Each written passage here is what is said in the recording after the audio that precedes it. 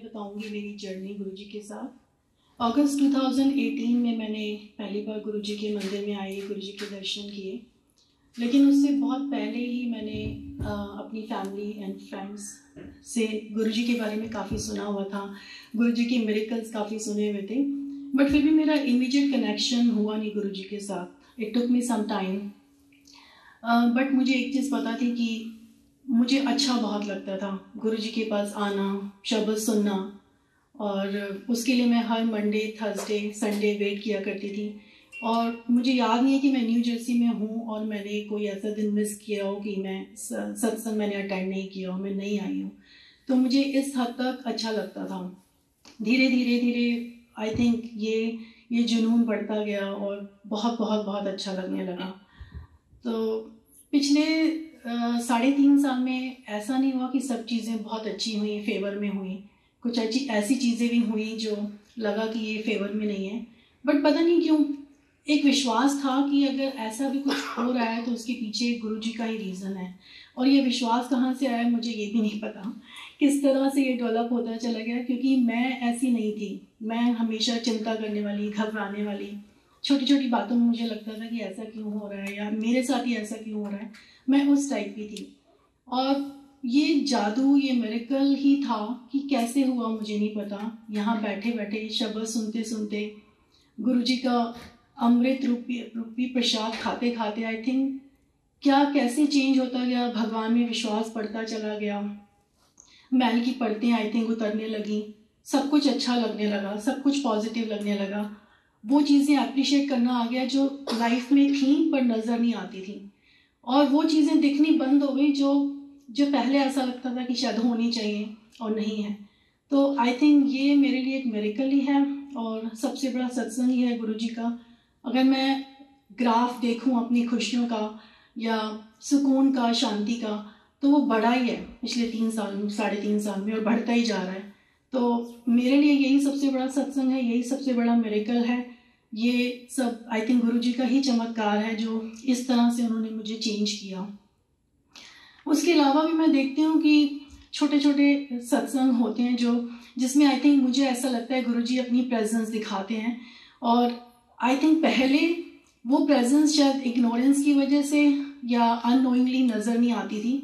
अब शायद वो नोटिस करना शुरू किया तो नज़र आया कि यही सत्संग है, यही छोटे छोटे एक्सपीरियंस हैं। उसका सबसे बड़ा रिसेंट एक्सपीरियंस ये है कि मैं अभी इंडिया गई थी, तो आने से 4-5 दिन पहले मेरी बैक में बहुत बहुत सीवियर पेन हो गया और लग रहा था कि कैसे, मतलब ट्रैवल कैसे करूँगी, इतनी लंबी फ्लाइट है। वो पेन बढ़ता जा रहा था, कम नहीं हो रहा था। और आने से एक दिन पहले, फिर पहले तो ओवर द काउंटर मेडिसिन ले रही थी मैं, फिर आने से एक दिन पहले मैंने सोचा डॉक्टर को दिखाते हैं, अगर कुछ आराम मिला कुछ दवाइयों से। डॉक्टर को दिखाया, मेडिसिन ली, उस दिन तो ठीक लगा, पर नेक्स्ट डे जिस दिन ट्रैवल करना था और ज़्यादा पेन हो गया।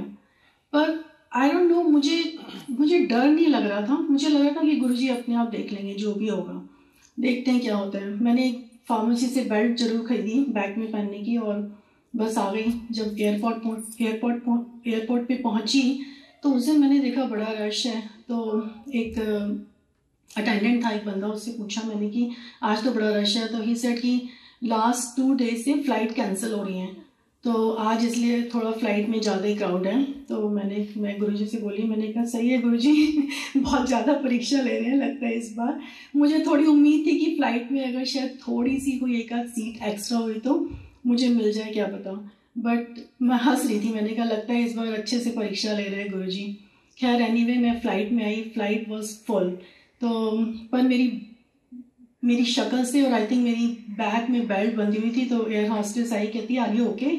मैंने कहा यार ठीक है, I got hurt my back. तो कहती अच्छा।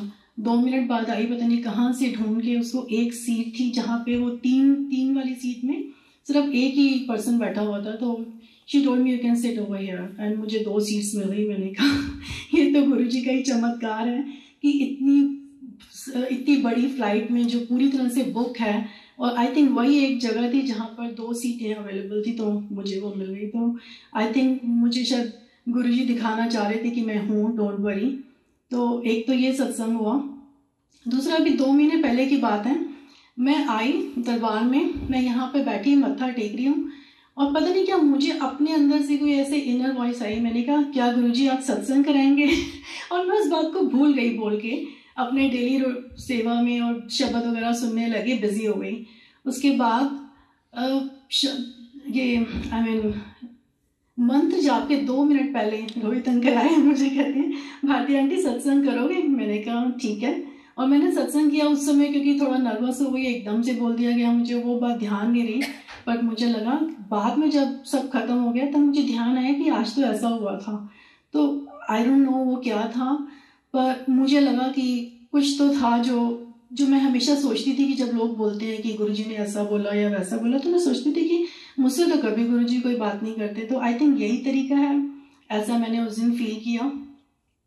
और एक चीज़ थोड़ी डिफरेंट और हुई, जिसमें मुझे डेफिनेटली लगा कि गुरुजी कुछ कहना चाहते हैं।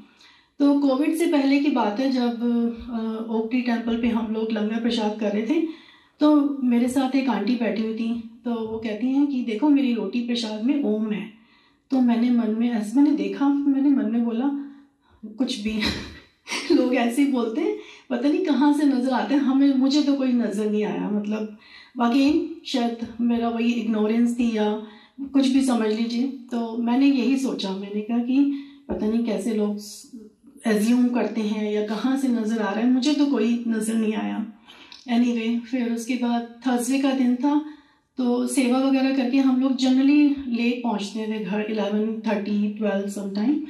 तो कई बार क्या होता था, क्योंकि बिल्कुल एंड में जाते थे तो कुछ प्रसाद बच जाता था।